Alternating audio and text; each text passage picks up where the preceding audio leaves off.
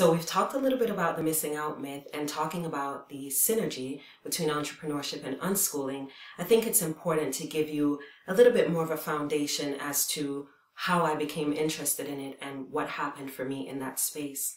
So my daughters were doing very well in school. They were considered gifted, a label, which at the time I thought was a good thing. And not that I think now that it's a bad thing, but it's just a thing. It's a label that people said based on some information. And I no longer connect with the idea of that as a necessary part of what I need to help my daughters to excel. But I just got there. I wasn't there before. And so as I started to look at ways to challenge my daughters more and to help them come out of the box, they were doing so well in school that they were starting to become bored. And the teachers, they had great teachers, thankfully, but they could only do so much, even with all the other programs that the school had them in and that my husband and I had them in to sort of supplement their learning. I think I read Stop Stealing Dreams by Seth Godin, and I have that in the supplementary materials. I want you to take a look at it. It's excellent reading. I read that and it just shifted some things for me. And then I started going more into a spiritual space of just exploring, okay, as these girls are growing and as I'm starting to see a little glimpse of how they learn, how can I take the lid off of their learning? How can I just kind of blow that out of the water so that they can explore far beyond anything that I or any of their teachers could even fathom? And that led me to unschooling. Ask and ye shall receive. Unschooling was the answer that I received. But I'm not crazy. So I wanted to explore that even more and more and more to be sure that it was a good fit for us. So I started, of course, online. I found some Facebook groups for unschoolers and I joined like 50 million of them. And I was on them all the time and I was looking at different blogs and connecting with different parents, mostly mothers, around the topic. So a very popular unschooler, probably one of the foundational unschoolers in the US, has a Facebook group. And I went into that group and one of the questions that I asked was, what do you do if you feel that your child isn't learning enough? I wanted to know how the other parents in the group were addressing that or dealing with that feeling.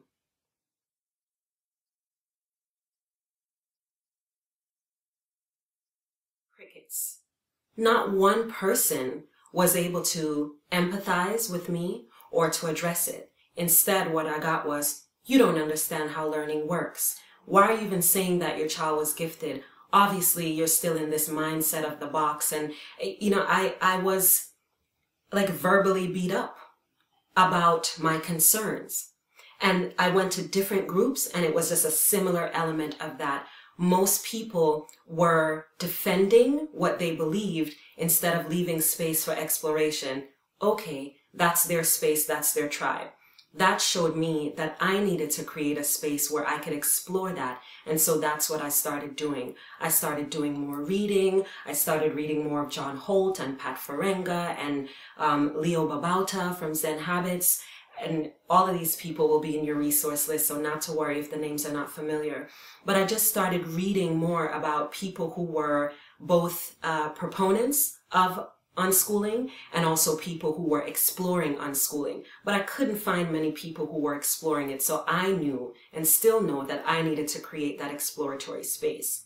And so it's really important to me that you make a decision to continually explore unschooling. One, so that you don't give anybody else the scarlet letter treatment when you arrive at your ahas, but also that you don't box yourself in. Because the whole point of this is to not have a box. So while unschooling may work for you and your family in this stage, continue to watch it. Continue to be honest about your feelings and continue to educate yourself on how the process works so that you can compare, and it's okay to compare, your child's ability to explore and express themselves to your ability to explore and express yourself so you can constantly be in a state of synergy. Another element of it for me was and is diversity.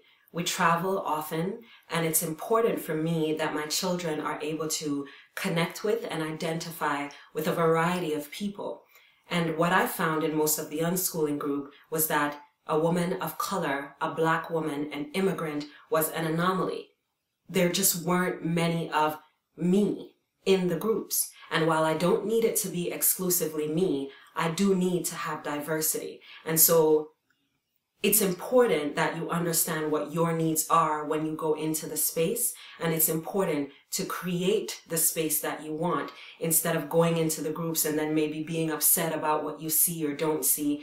And unschooling allows you to do that. So even something as diverse and broad in theory as unschooling has its restrictions. And so one of the reasons that I'm doing the course is because I want to take away the stigma of unschooling, to say that it isn't just about a white middle-class stay-at-home mom, that anybody can do it. Somebody who's an entrepreneur, whose partner is an entrepreneur, we're not financially wealthy, we don't have a giant farm somewhere where it's very easy for us to say, yes, this is what their learning looks like. We make it work for us and our children because we're committed to the idea of self-exploration, which doesn't always have to look a certain way.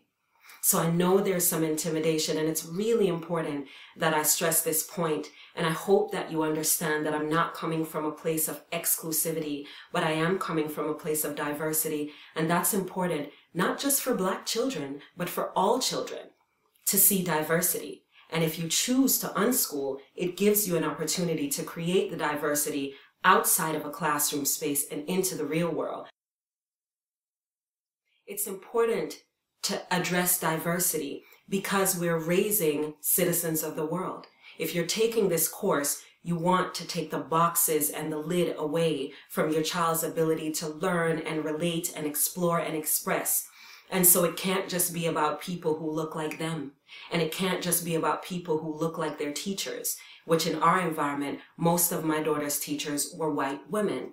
I needed them to understand that information wasn't packaged in the space of one person.